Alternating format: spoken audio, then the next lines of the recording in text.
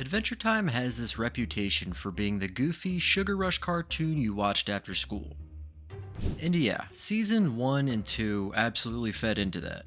An energetic boy named Finn, his magic dog Jake, and wacky adventures across the land of Oo.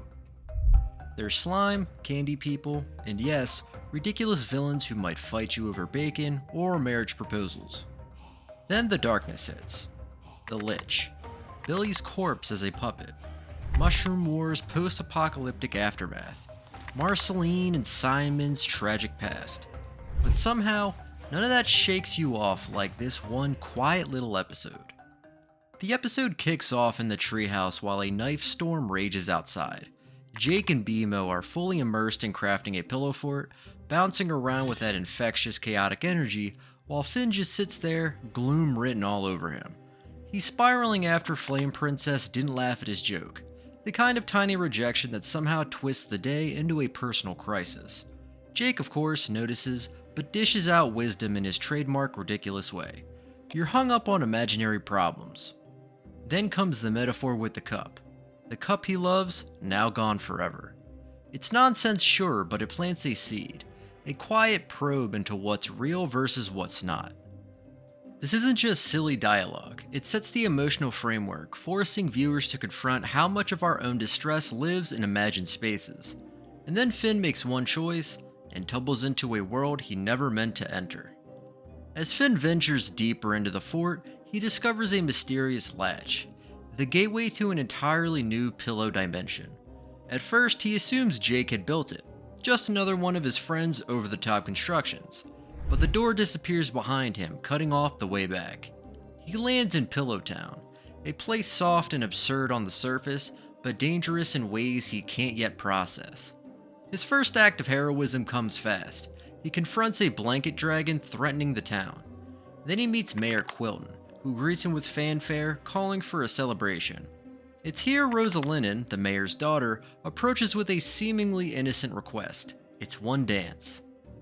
Finn refuses, citing loyalty to Flame Princess, holding on to his original reality even as this new one unfolds around him. The town hums with life. The pillow people cheer, and yet the rules of this world don't bend to his intentions.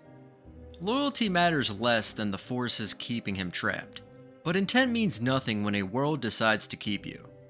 Suddenly, time jumps forward, slamming viewers into emotional whiplash.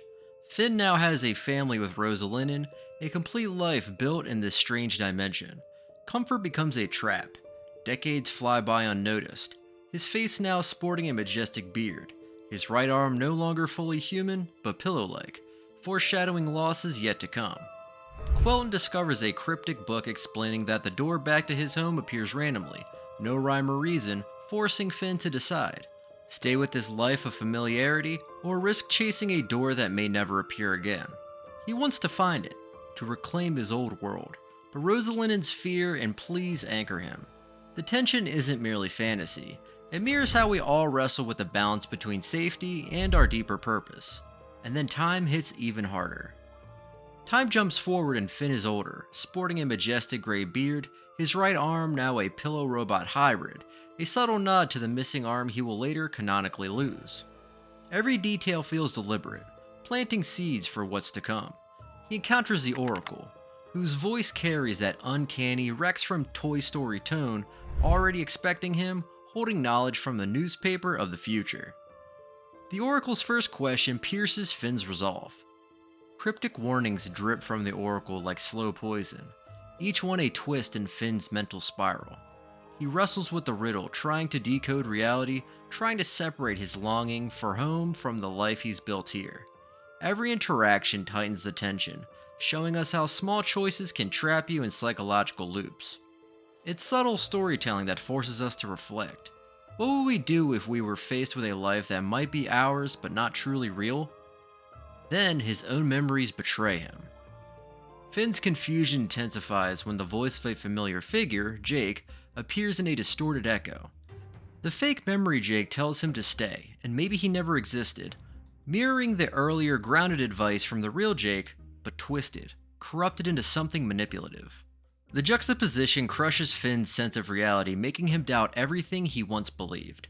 He clings to the Pillow family, to comfort, to life that feels tangible, even as it erodes the boundaries of his true self. He lives an entire lifetime here, decades compressed into moments, raising children, facing mundane joys and heartbreaks in a world that isn't meant to hold him. The episode nudges viewers to question their own perceptions, showing how memories and guidance can become tools for entrapment. Finn ages fully, experiences love and loss, and finally reaches the inevitable. Death claims him. And then things get truly disturbing. After decades, the narrative plunges Finn into a terrifying silence. The screen, or the mind's eye, darkens into a black void, an empty nothingness stretching infinitely. Within it sits a massive red creature, hulking and still, radiating menace. Finn drifts towards it helplessly, bouncing off its enormous tongue, the world around him meaningless and quiet. They lock eyes, silent but loaded, a gaze that seems to strip everything away, exposing the core of existence itself. This is the psychological heartbeat of the episode, a moment of pure existential dread disguised as a cartoon sequence. It's an image that lodges in the mind, forcing viewers to feel the isolation, the weight of time, and the futility that Finn has encountered. And just as the tension peaks, just as the terror seems endless, waking up somehow feels even worse. Finn jolts awake in the treehouse, the pillow world dissolving like morning mist. The knife storm is cleared, the pillows lie scattered, and for a moment, nothing feels off. Then the phone rings. Flame Princess finally gets the joke he told earlier, laughing at last. Jake leans in, curiosity sparking, and asks about the dream. Finn shrugs, bewildered. What dream? The layers of time, effort, love, and loss all vanish into that simple dismissal. But the camera, or our minds, cuts to Rosalind's plea, haunting and unresolved. Every moment, every choice in that strange world, now teeters on the edge of non-existence. The stark contrast between decades lived and nothing remembered shakes the foundation of what we trust in memory, perception, and consequence. So what actually happened here? First, the Gulb theory. The name itself, dropped by the showrunner Adam Muto, suddenly clarifies decades of ambiguity. Adventure Time's Oh My Glob has always hinted at the divine or universal, but Gulb is the opposite, a chaos entity operating outside the known universe. Theory 1 suggests the Pillow World was not a dream but a fully realized reality, a dimension Finn truly lived in with decades compressed into moments. Gulb, in this reading, didn't just observe, he erased it entirely. The void scene, Finn drifting in the black nothingness, becomes a terrifying lens. He isn't dreaming anymore, he's witnessing the annihilation of a universe he spent a lifetime inhabiting. For viewers, it's more than fantasy horror. It's existential, highlighting how fragile existence can be, even in the most whimsical of shows. Everything Finn loved, everyone he cared for, erased in an instant. But there's a darker, more grounded reading. Theory 2 moves inward, into the mind rather than the cosmos, the cognitive spiral. Jake's earlier advice echoes, focus on what's real. That nonsense cup Finn tosses, gone forever, meaningless, is a perfect metaphor for detachment, a hint at how the mind blurs the line between what matters and what doesn't. Fake Jake repeats the same lesson, but corrupted, twisting Finn's understanding, leading him into the Pillow family, a life that feels real but is entirely constructed from his spiraling thoughts. The Pillow world becomes a cautionary tale. Overthinking creates its own universe, seductive yet suffocating. Good intentions, love, family, joy, they flourish, but they can trap you, occupying your time and energy until reality slips through your fingers. Once Finn leaves, nothing persists. The experience dissolves as if it never happened. A reminder to viewers that obsession with imagined problems can consume more life than any real-world danger. So was the Pillow world real? A dream? A universe that lived and died? You see, it's not the Lich or a pillow dragon. It's forgetting people who loved you. Losing decades to thoughts you'll never remember. Worlds disappearing the moment you stop paying attention. That's the real chill Adventure Time serves. What do you think?